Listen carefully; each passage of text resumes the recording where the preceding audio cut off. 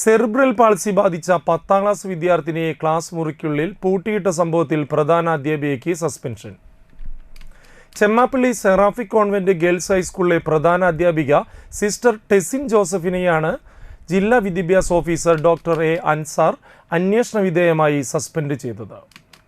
ഉന്നത വിദ്യാഭ്യാസ വകുപ്പ് മന്ത്രി ഡോക്ടർ ആർ ബിന്ദു വിഷയത്തിൽ ഇടപെട്ട് കുറ്റക്കാർക്കെതിരെ കർശന നടപടി സ്വീകരിക്കുമെന്നും വ്യക്തമാക്കിയിരുന്നു. തുടർന്നാണ് വിദ്യാഭ്യാസ വകുപ്പിന്റെ നടപടി. കഴിഞ്ഞ തിങ്കളാഴ്ചയാണ് സംഭവമുണ്ടായത്. സെറിബ്രൽ പാൾസി ബാധിച്ച മകളെ ഫിസിയോതെറാപ്പിക്ക് കൊണ്ടുപോകാനായി സ്കൂളിൽ നിന്നെടുക്കാൻ വന്ന പിതാവ് മകളെ ക്ലാസ് മുറിയിൽ കണ്ടില്ല. ഈ സമയം മറ്റു കുട്ടികളെല്ലാം താഴെയുള്ള IT ക്ലാസ്സിൽ പോയിരിക്കുകയായിരുന്നു.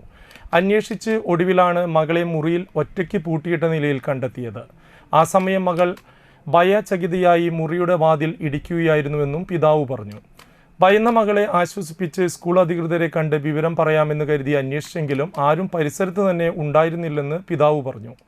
മാതാപിതാക്കളുടെ പരാതിയിൽ തൃശൂർ ജില്ലാ വിദ്യാഭ്യാസ ഓഫീസർ സ്കൂളിലെത്തി അന്വേഷണം നടത്തി. കുട്ടിയെ 40 മിനിറ്റ് മുറിക്കുള്ളിൽ പൂട്ടിയിട്ടതായി മനസ്സിലാക്കിയെന്നും IT ക്ലാസ്സിൽ സ്കൂൾ മാനേജർ ക്രമവിരുദ്ധമായി അധ്യാപികയെ നിയമിച്ചതായി കണ്ടെത്തിയെന്നും ജില്ലാ വിദ്യാഭ്യാസ ഓഫീസർ ഡോക്ടർ എ അൻസാർ പറഞ്ഞു. വിഷയത്തിൽ തുടർ അന്വേഷണം ഉണ്ടാകും. സംഭവ ദിവസം ക്ലാസ് ടീച്ചർ അവധിയായതിനാൽ അവരെ നടപടിയിൽ നിന്ന് ഒഴിവാക്കിയെങ്കിലും അവർക്കെതിരെ വ്യാപക പരാതിയുള്ളതിനാൽ തുടരന്വേഷണത്തിൽ ഇവരെ ഉൾപ്പെടുത്തുമെന്നും ജില്ലാ വിദ്യാഭ്യാസ ഓഫീസർ അറിയിച്ചു.